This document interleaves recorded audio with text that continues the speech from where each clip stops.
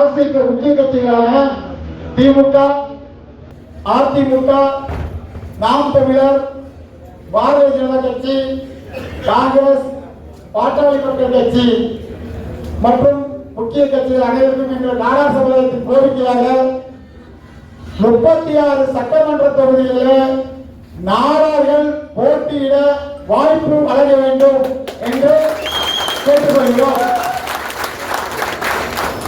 அதேபோன்று மாவட்ட உயர்நீதிமன்ற நீதிபதி பதவிகளில் நாடாளுக்குரிய பிரதிநிதித்துவம் வழங்க வேண்டும். குரூப் 1, குரூப் 2 அரசு தேர்வாணையத்தில் நாடாளுக்குரிய பிரதிநிதித்துவத்தை வழங்க வேண்டும் என்று மத்திய மாநில அரசுகளை கேட்டுக்கொள்கிறோம்.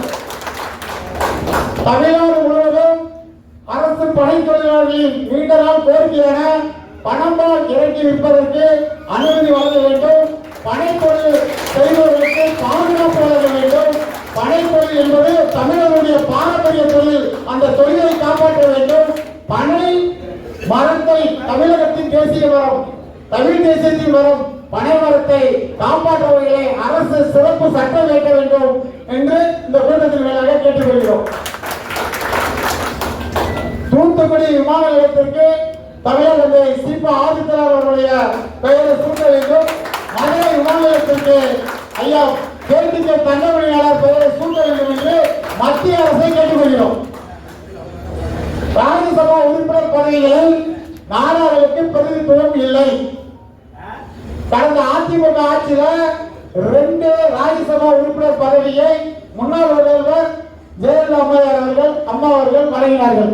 ஆனா இன்னைக்கு திமுகவிலையும் அதிமுகவிலையும் காங்கிரஸ் எந்த கட்சியிலுமே ராஜ்யசபா உறுப்பினர் பதவி நாடாளுக்கு வழங்கப்படவில்லை. அதை உடனடியாக வரக்கூடிய ராஜ்யசபா தேர்தலில் வழங்க வேண்டும் என்று முக்கிய அரசியல் கட்சிகள் அனைத்தையும் நாங்கள் கேட்டுக்கொள்கிறோம். மத்திய பாரதிய ஜனதா கட்சி நாடார் சமுதாயத்திற்கு கேபினட் அந்தஸ்தில் மத்திய அமைச்சர் பதவி வழங்க வேண்டும் என்று கேட்டுக்கொள்கிறோம்.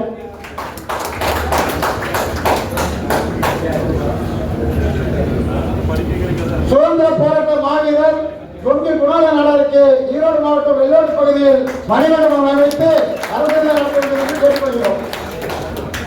மத்திய அரசின் மதிய உணவு திட்டத்திற்கு உலகிலேயே முதலில் மதிய உணவு திட்டத்தை அரசு சார்பாக கொண்டு வந்த பெருந்தலைவர் நம்மளுடைய தலைவர் மட்டுமல்ல உலக பெருந்தலைவர் காமராஜர் பெயரை சூட்ட வேண்டும் என்று கேட்டுக்கொள்கிறோம். இதுக்குள்ள பேச நேரம் கடந்துடும், அதை 10 நிறுத்திக்கிறோம். இது எல்லாம் நம்மளுடைய நிர்வாகிகள் பேசுவாங்க. இந்த நிகழ்ச்சியை தொகுத்து வருவதற்காக வருகிறதுள்ள என்னுடைய நண்பர் கோயில்பட்டி கால்பட்டு கழக செயலாளர் நாடார் மக்கள் ஜோதி பத்திரிகையோட விளையாசிரியர் எஸ்டி தேவராஜ் அவர்களுக்கும் வரவேற்புரை நல்கிய சுரேஷ்பாரன் அவர்களுக்கும் மற்றும் இந்த நிகழ்ச்சியில பல்வேறு வகையில் கலந்து கொண்ட அண்ணன் நூறு நாளாக இருக்கட்டும், நிறைய பேர் சொல்லணும்னு நினைக்கிறோம். டெல்லி டாக்டர் டெல்லி அவர்களாக இருக்கட்டும், டெல்லி டாக்டர் இப்படி எல்லாருக்குமே நன்றி. எல்லாருக்கும் தெரிஞ்சதாக சொல்ல வேண்டும் என்று நினைக்கிறோம். நம்ம நேரம் இல்லாத சொல்ல முடியல. நாடார்கள் ஒன்றுபட்டால் நாளைய சரித்திரத்தில் நாடார்கள் மேம்படுவார்கள். வருகின்ற அனைத்து நிலையிலும் நாடார்கள் மிகப்பெரிய சரித்திர சாதனை படைக்க ஒற்றுமை முக்கியம். ஒரு சின்ன கதை சொல்லி ஒரு விஷயம் தான். பெருந்தலைவர் காமராஜர் அவர்களிடம் பத்திரிகையாளர்கள் கேட்ட கேள்விக்கு அவர் கொடுத்த பதில். நீங்க படிச்சிருக்கலாம், படிக்காம இருக்கலாம். நாடார்கள் தொழிலில் மிகப்பெரிய வெற்றி பெறுகிறார்கள் உங்கள் சமுதாயத்தைச் சேர்ந்தவர்கள். அதற்கு காரணம் என்ன அப்படி என்று பெருந்தலைவர் காமராஜரை கேட்டபோது அவர் சொன்ன பதில் என்னன்னா, அவங்க கிட்ட 3 மைல் இருக்கேன் அப்படின்னு சொன்னார். 3 மைல் இருக்கக்கூடிய சமுதாயம் என்னுடைய சமுதாயம். அந்த 3 மைல் இருக்க வரை இந்த நாடார் சமுதாயத்தை யாராலும் ஒன்றும் செய்து விட முடியாது என்கின்ற அடிப்படையில் பெருந்தலைவர் காமராஜர் அவர்கள் கூறுகிறார்கள். அந்த மைல் உங்களுக்கு தெரியுமா?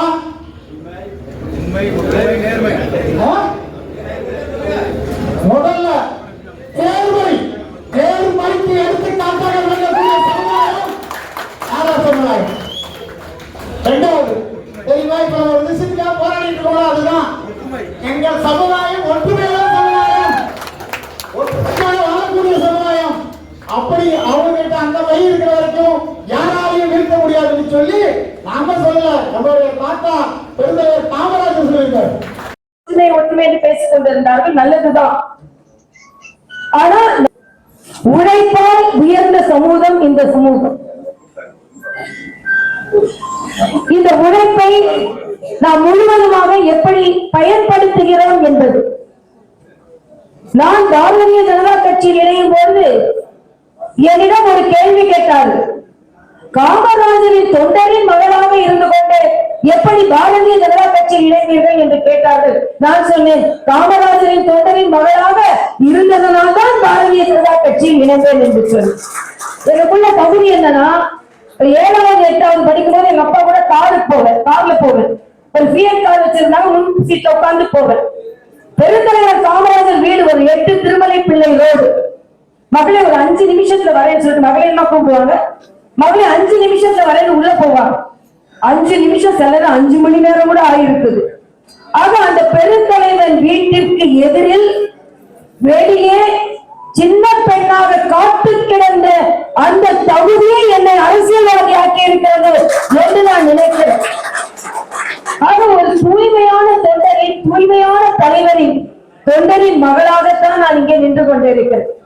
ஏன் இதை சொல்கிறேன் என்றால், நான் முதலில் பாரதிய ஜனதா கட்சி சேர்ந்து விட்டு மரியாதைக்குரிய வாஜ்பாய் அவர்களை சென்று பார்க்கிறேன். வாஜ்பாய் அவர்களை சென்று பார்க்கும்போது சொன்னேன், உங்கள் முகத்தில் நான் காமராஜர் அவர்களை பார்க்கிறேன் என்று சொன்னேன். ஏன் என்று கேட்டார். நதிகளை இணைக்க வேண்டும் என்று அவரும் நினைத்தார். இந்த நாட்டில் உள்ள எல்லாரும் படிக்க வேண்டும் என்று நினைத்தார். அதனால் அவரின் முகத்தில் அவர் விளையாட்டுக்கு என்று சொன்னாரு. விளையாட்டுக்கு இது சொல்றது நமக்கு சம்பந்தம் இல்ல. தமிழ்நாட்டுல யாருமே என்னோட முகத்தை பார்க்கவே மாட்டீங்களா? சமீபத்துல திருநாவுக்கரசர் வந்தாரு. அவரும் சொன்னார், எம்ஜிஆரை என் முகத்தில் பார்க்கிறேன் என்று சொன்னார். நீங்க காமராஜரை என் முகத்தில் பார்க்கிறேன் என்று சொன்னேன். ஒரிஜினல் முகத்தை யாருமே பார்க்க மாட்டீங்களா அப்படின்னு கேட்டார். ஆக காமராஜரை ஒரு முன்னுதாரணமாக வைத்துக் கொண்டுதான் நாம் எல்லாம், எங்களை போன்றவர்கள் எல்லாம் கொள்கை மாறுபாடு இருந்தாலும் அரசியலில் இருந்து கொண்டிருக்கிறோம். எல்லாவற்றிற்கும் மேலாக நான் தெலுங்கானா ஆளுநராக இருந்த போது அங்கே நமது சமூகத்தை கவுண்டுகள் என்று சொல்வார்கள். 12% அவர்கள் இருக்கிறார்கள். அங்கே ஆட்சிக்கு வந்தவுடனேயே 2 பேர் அந்த சமுதாயத்தை சார்ந்தவர்கள் அமைச்சர்களாக நியமிக்கப்பட்டார்கள். ஏனென்றால் இவர்களை சார்ந்த அந்த சமூகம் இருந்து கொண்டிருந்தது. ஆக அரசியலில் நாம் அதிகாரம் பெறாமல் எந்தவித முன்னேற்றத்தையும் பெரிதாக பெற்றுவிட முடியாது. ஆனால் அரசியல் அதிகாரத்தை பெற முடிகிறதா? ஒரே ஒரு கேள்வி நான் கேட்கிறேன். நான் தூத்துக்குடியில நின்னேன். தூத்துக்குடியில ஏன் நின்ன சொன்னாங்க, இங்கே இருந்து நீங்கள் ஓட்டு வாங்க முடியுமா என்று கேட்டார்கள். நான் சொன்னேன், பணம் காட்டி நறியது எந்த சலசலப்பிற்கும் வந்தால் அதனால் நான் இங்கே வந்து நிற்கிறேன் என்று. ஒற்றுமை திருவிழாவில் நாமும் இருக்கிறோம், நாடாரோடு இருக்கிறோம் என்று கூறுவதற்காக பல்வேறு அமைப்புகளாகவும் பல்வேறு இயக்கங்களாகவும் பல்வேறு அரசியல் கட்சிகளின் தலைவர்களாகவும் இருந்தாலும் மத்தியில் ஆளக்கூடிய, இங்கு தமிழகத்தில் ஆளக்கூடிய, ஆட்சியில் அதிகாரத்தில் இருந்தாலும் கூட அனைத்து அரசியல் கட்சி உறுப்பினர்களுமே முன்னாள் சட்டமன்ற உறுப்பினர்கள், இந்நாள் சட்டமன்ற உறுப்பினர்கள் என்று ஆளுநராக இருந்த மேலவை அக்கா தமிழிசை சவுந்தரராஜன் முதல் இங்கே வருகை புரிந்து இந்த ஒற்றுமை திருவிழா நாடார்களின் பலம் என்ன என்பதை நிரூபிக்க வேண்டும் என்று ஒன்று கூடியிருக்கக்கூடிய அனைவருக்கும் மாலை நேர வணக்கத்தை தெரிவித்துக் கொள்கிறேன். மாவீரன் அண்ணன் கராத்தே சென்னையார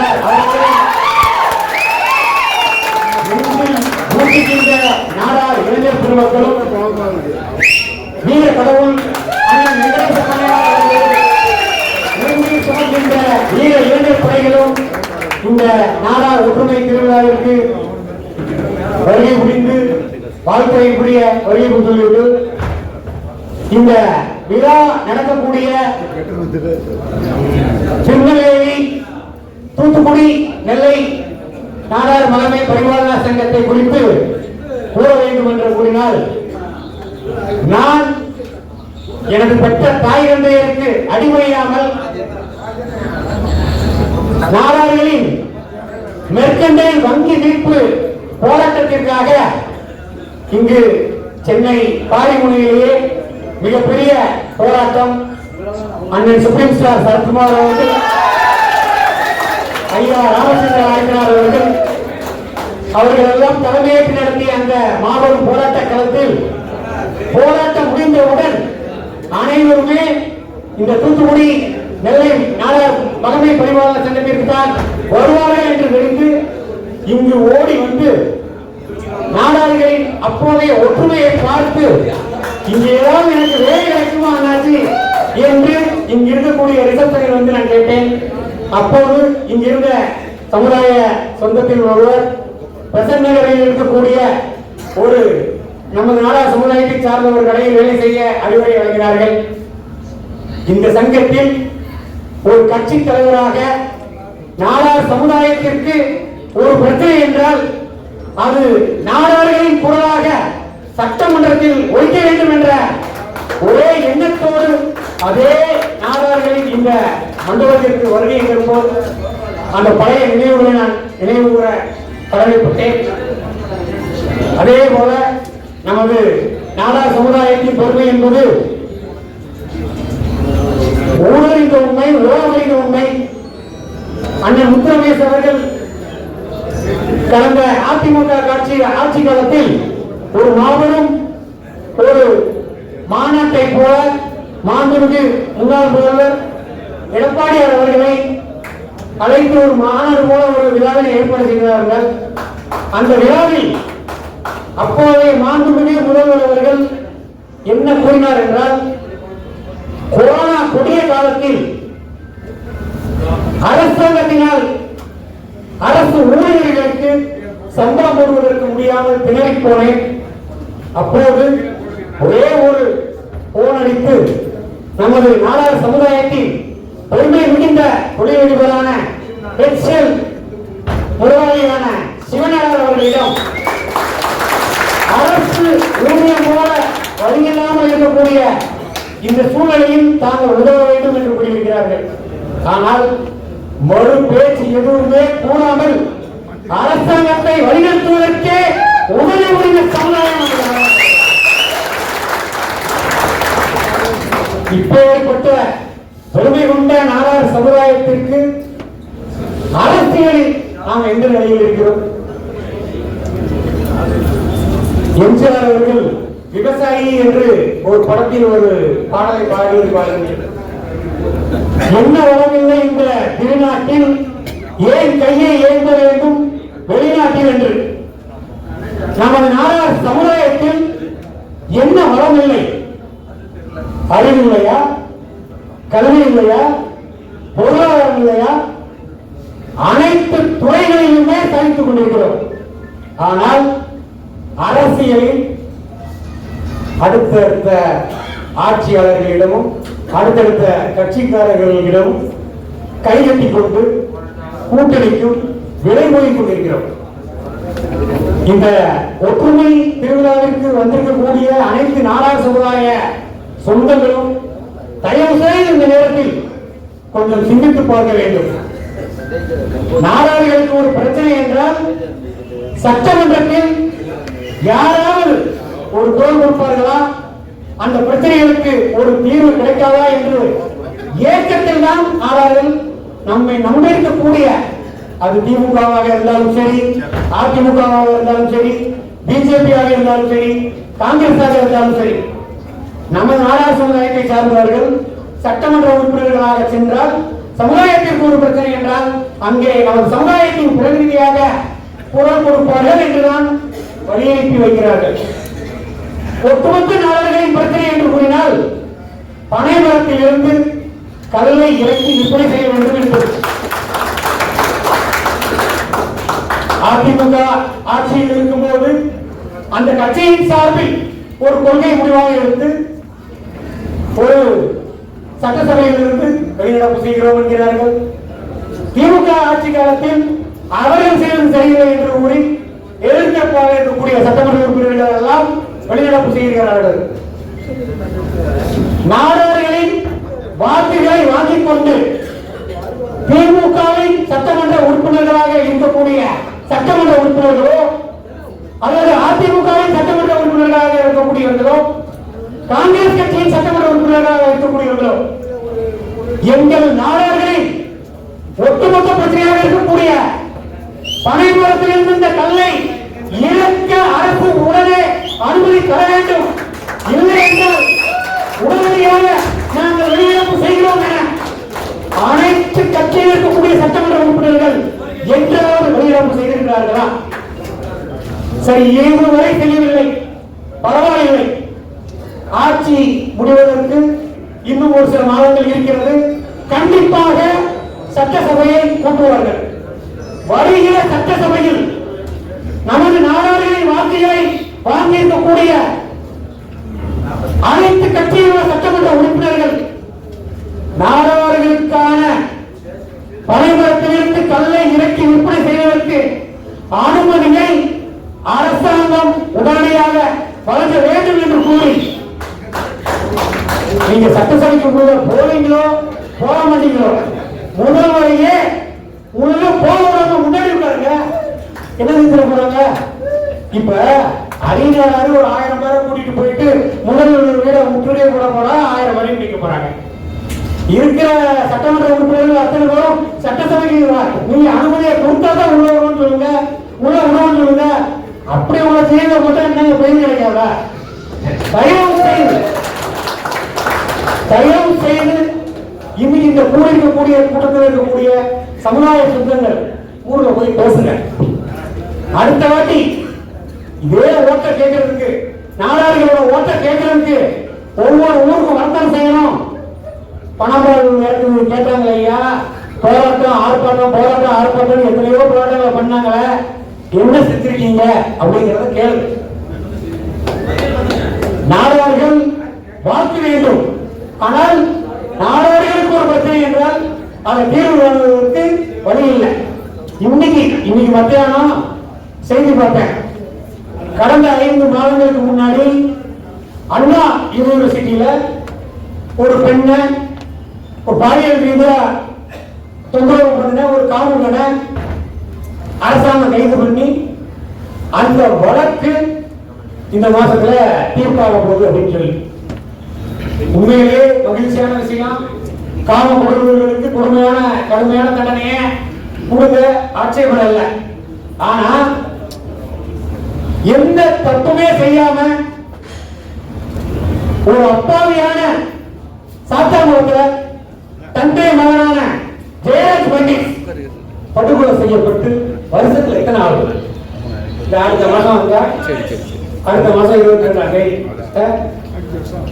இத்தனை பேர் இருக்கிறோம், கூடுறோம், ஆர்ப்பாட்டமா கத்துறோம், ஜாலியா செல்ஃபி எடுத்துக்கிறோம், போஸ்ட் போடுறோம், எல்லாமே பண்றோம்.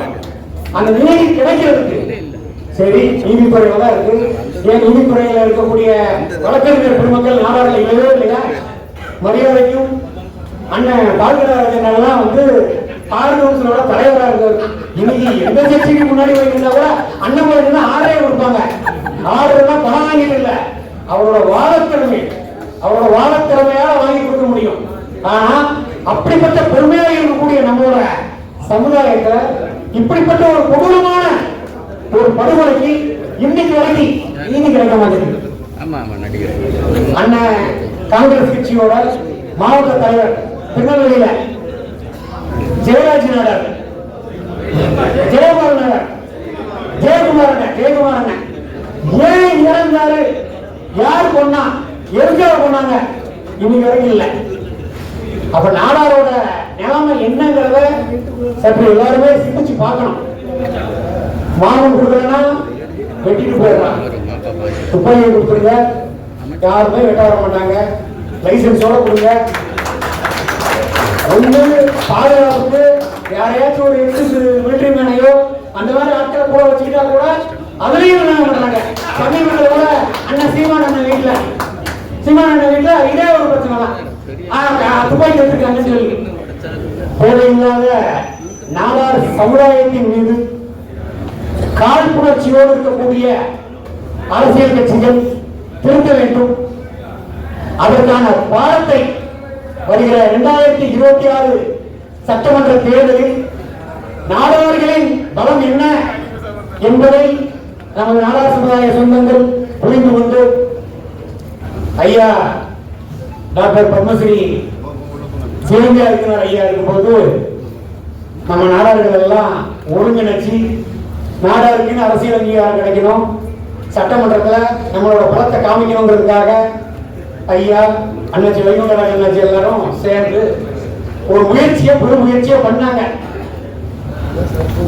அந்த பெரும் முயற்சியோட பலனா இன்னைக்கும் ஏதோ ஒரு சீட்டு 2 சீட்டு 1 சீட்டு சொல்லி கொடுத்துட்டு இருக்காங்க ஆட்சியாளர்கள். ஆனா அந்த ஒரு சீட்டையும் நம்மளால தக்க வைக்க முடியுதா?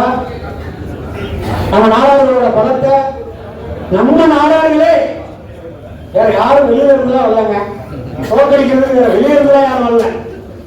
உண்மையிலேயே மாற்று சமுதாயத்துல எவ்வளவு ஒற்றுமையா இருக்காங்கிறதெல்லாம் தயவு செய்து கொஞ்சம் சிந்திச்சு பாருங்க. ஏதோ எங்கேயோ ஒருத்தருக்கு அடிபட்டு இருக்கு, அவருக்கு தானே பிரச்சனை, அவர் குடும்பத்துக்கு தானே பிரச்சனை, இந்த மளிகை கடைக்காரருக்கு தானே பிரச்சனை, இந்த பணம் வரல அவருக்கு தானே பிரச்சனை அப்படின்னு மட்டும் நினைக்காதீங்க. இன்னைக்கு அவங்களுக்கு நாளைக்கு நம்ம வீட்டுல ஒருத்தங்க இருக்கு. அதனால ஒற்றுமை மிகப்பெரிய வலிமைகளை தயவு செய்து புரிந்து கொண்டு 2026 சட்டமன்றத்துல நாடார்கள்ல மிகப்பெரிய தொழிலதிபர்கள் இருக்காங்க. இன்னைக்கு அந்த தொழிலதிபர்கள் எல்லாம் ஒரு போன் அடிச்சு அது பிஜேபி தலைவராக இருந்தாலும் சரி, திமுகவோட தலைவராக இருந்தாலும் சரி, அதிமுகவோட தலைவராக இருந்தாலும் சரி, காங்கிரஸ் தலைவராக இருந்தாலும் சரி, எங்க நாடார் சமுதாயத்துக்கு ஒரு 30 சீட்டை கொடுங்க அப்படின்னு சொன்னா கொடுக்க மாட்டேன்னு சொல்றது எந்த கட்சியும் கிடையாது. ஆனால் அதற்கு நம்மளோட ஒற்றுமை தேவை. பிளவுபட்டு கிடக்கிறோம், பல்வேறு அமைப்புகள் இயக்கங்கள் எல்லாமே பிரிஞ்சு கிடக்கிறோம். ஒற்றுமை மட்டும்தான் பலம். அதனால வரக்கூடிய 2026 நாடார்களின் பிரதிநிதியா சட்டமன்றத்தில் குரல் கொடுக்க அனைவரும் பாடுபடணும். வாக்கு கேட்டு நாடார்களா வர்றவங்களுக்கு முக்கியத்துவத்தை கொடுத்து வெற்றி பெற வைக்கணும். டிசம்பர்ல தென்தமிழகத்துல மிகப்பெரிய மாநாடு போடணும்னு சொல்லியிருக்காங்க. அதுக்கு என்ன செய்யணுங்கிறத முடிவு பண்ணி சொல்லுங்க. முழு முயற்சியோட தென்தமிழகம் மட்டுமல்ல ஒவ்வொருமே திரும்பி பார்க்கக்கூடிய வகையில நம்ம செய்யலாம். அக்கா தலைவர் அக்கா இருக்காங்க, அவர்களின் தலைவர் ஐயா சொன்னாங்க நாங்க படுத்து கிடந்துக்கிட்டே 50 தொகுதியில ஜெயிக்க முடியும்னு சொல்லி. அப்பேற்பட்ட அவர்களால படுத்து கிடந்துக்கிட்டே 50 தொகுதியில ஜெயிக்க முடியும் அப்படின்னா நம்ம உழைப்பாளிகள், உழைக்கும் வர்க்கத்தை சார்ந்தவர்கள் நாம உழைப்போம், உழைத்து நம்மளால வெற்றி பெற முடியும், சாதிக்க முடியும் என்பதை கூறிக்கொள்கிறேன். அதே போல காலத்தின் கருதி நேரம் கருதி வாய்ப்புக்கு நன்றி கூறி விடைபெறுகிறேன். இந்த ஒப்பற்ற முயற்சியை மேற்கொண்ட அண்ணன் முத்தரமைச்சர்களுக்கு கட்சியை சார்ந்து நெஞ்சார்ந்த வாழ்த்துக்களையும் நன்றியையும் கூறிக்கொள்கிறேன். கல்லடி பட்டா ஏதோ பழமை சொல்லுவாங்க, ஆனா நீங்க என்ன கல்ல வேணாலும் போடுறா அதெல்லாம் பார்த்துக்க அப்படின்னு சொல்லி தாங்கி நிற்கிறாங்க. அவர்களுக்கு பத்தமாக என்றைக்கும் நாங்க இருப்போம் அப்படிங்கிறத இந்த நேரத்தில் கூறிக்கொள்கிறேன். நன்றி, வணக்கம்.